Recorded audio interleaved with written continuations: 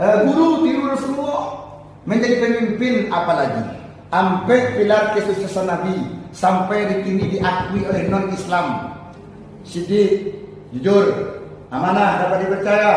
Tabligh, menyampaikan, fatonah, cerdas, cendekia. Jujur orangnya. Apalagi jadi pemimpin, jujur. Yang kedua, amanah, bisa dipertanggungjawabkan.